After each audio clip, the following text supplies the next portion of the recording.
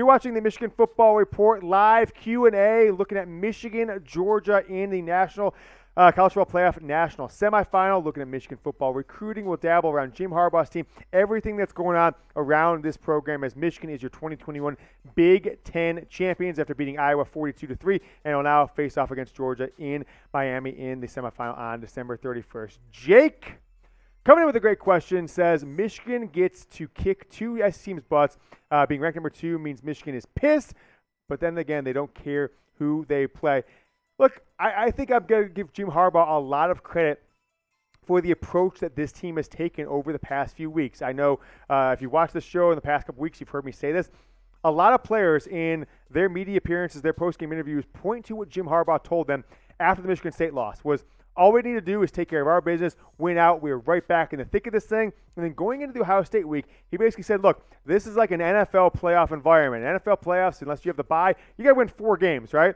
And they're not always at home games. Sometimes it's even 4 road games. In the NFL playoffs, Michigan had 1 home game against Ohio State. And in theory, it's 4 neutral site games, but treat them like road games. Go in that mentality. You win this one, you enter the national title game. Any given Sunday, any given Saturday, any given Thursday, Michigan can win. This one will be on Monday. So any given Monday, Michigan can beat Alabama. Maybe Michigan can beat Cincinnati, and I definitely think that they can beat Georgia. Luke Smith coming in is passing the ball the key to winning more than running the ball against Georgia. More than running the ball against this Georgia defense. Go Blue. This Georgia defense is good, right? They are really, really good.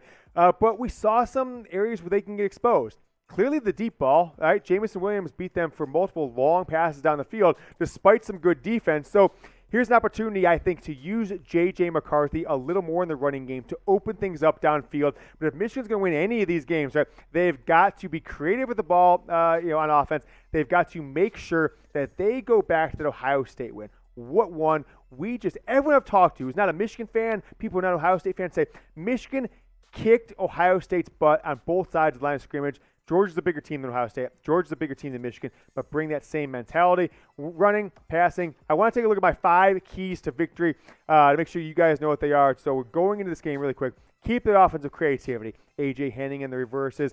J.J. McCarthy and Blake Corum on some read options. Halfback options. I mean, given Diamond Edwards that, he's a jack of all trades at this point, right? He can throw the ball. He scored in the last 3 weeks. Running, passing, and receiving touchdowns, right? That is the kind of player that he is bringing, the kind of play he is bringing to the field for Michigan. I think he's absolutely going to be a superstar Heisman-level candidate next year. Him and Blake Corum will be another 2-man running back combination for Michigan.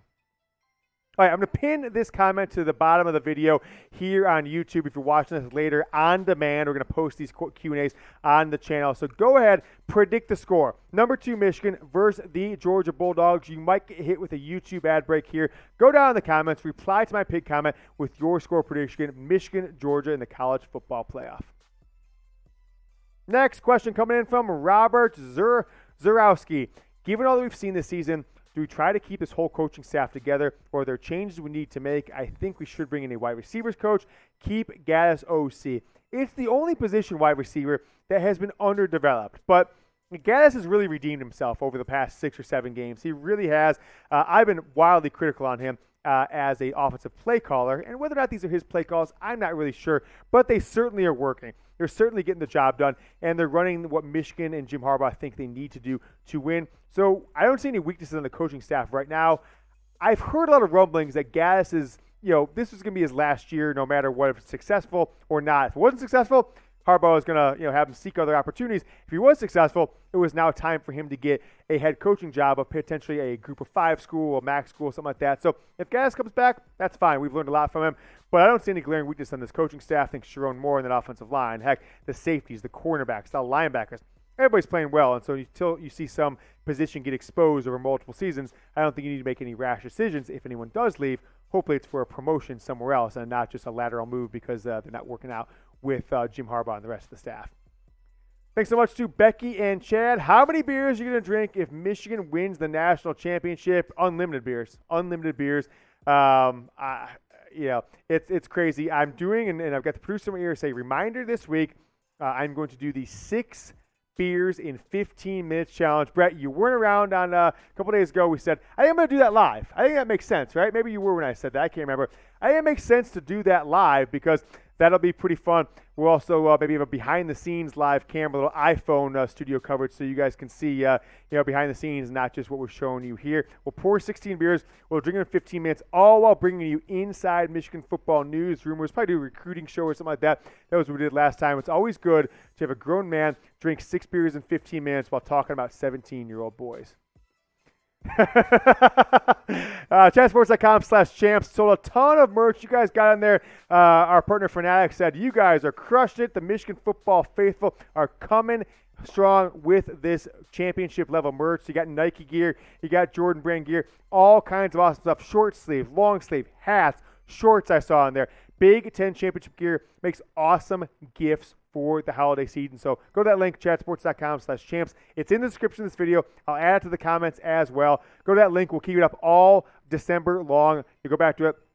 Get the best merchandise, and they're going to be releasing new stuff, new styles in the coming days, but there's tons of stuff that were prepared in advance of last night's win. Brady with the question, can you please explain to me how Daxton Hill is capable of always putting himself in a position to not make a play? We talked about this on the postgame show. It's interesting what Daxton Hill, in my opinion, is turning into. He is kind of turning into Jabril Peppers in that he's making plays when he's got to tackle somebody. He's making plays. Like there's one play last night where he came off the edge, and he was faster than Aiden Hutchinson. Hutchinson couldn't even make a tackle for loss. It was Daxton Hill stopping a guy in the backfield. And there's been plenty of plays like that.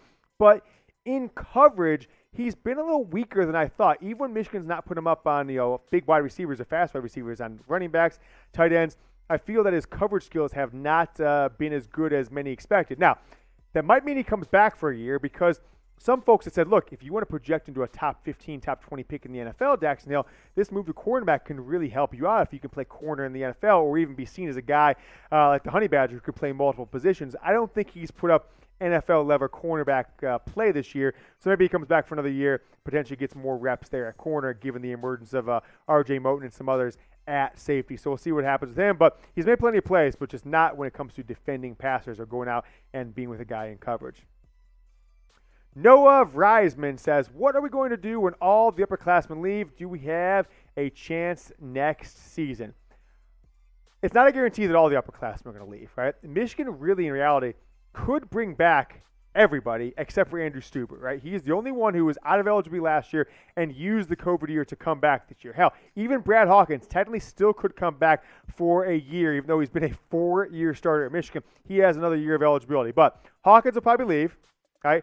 I think Haskins will leave. I certainly think that Aiden Hutchinson and David Ojabo will leave. But Josh Ross could come back, right? Another one of these guys. He still has a year of eligibility. As crazy as that sounds, Michigan starting Rod Moore as a safety in the secondary. R.J. Moten clearly as a redshirt freshman. He'll come back. Both corners will likely come back. Jimon Green is still out there as well. Mozzie Smith, Chris Hinton, they'll be back there. So you're going to lose maybe 2 or 3 starters on defense. Let's look at the offensive side. I don't know if you're going to lose more than just Stuber. All those guys could potentially come back. Haskins will leave, though. Some of the offensive line, Haskins will leave, but Corum Edwards will come back. Clearly, both your quarterbacks will come back. I don't think J.J. McCarthy is going to transfer. And all your wide receivers are back, right? Dalen Baldwin's back, Roman Wilson, A.J. Hunting. And so Ronnie Bell can come back as well. Ronnie Bell said he's coming back as well. So if you're adding Ronnie Bell to this offense. So Michigan will hurt on the defensive line. That's been a terrorizing part of what this team brings to the table. But if they can get some of these young guys to be serviceable or above serviceable defensive ends, this Michigan team should not have any drop-off. They win this game against Georgia, there's a chance Michigan's number 2 or number 1 to start next season, right? It's basically going to be Michigan, Alabama, or Georgia. Whoever has the better outcome of this college football playoff likely starts the year next season number 1 in the polls. Go ahead and follow me on Twitter, folks. Thank you so much to those of you who have. I'm loving growing the Michigan community, both here on YouTube and on Twitter. It's at James Yoder. I promise you, I will tweet nothing other than Michigan football news or taking shots at Ohio State, potentially a little college football coaching carousel with Mario Cristobal, reportedly about to take the Miami Hurricanes job. Now, Oregon will have a carousel there. We'll see how that thing shakes out. It's at James Yoder on Twitter. We'll keep taking your questions here on the Michigan Football Report live here, so use hashtag Michigan. Tracy Payne, do you think these last few wins are transformative for the program, and can Michigan keep with Ohio State year in and year out if we don't get top 10 or top 5 recruiting classes? You think back to the 2017 season, it's really interesting how life works out. 2017 season, Michigan goes 8-5, right? You lost, had no passing game, right? Michigan went a full year, 11 straight games from 2017 until Shea Patterson got there against Notre Dame without throwing a touchdown pass to a wide receiver. It was only tight ends and running backs. Then Shea comes in, but the result of that is a brutal recruiting class in the 2018 class that kind of signed December into 17 into 18, coming off the 2017 class or season. But look what's put out there.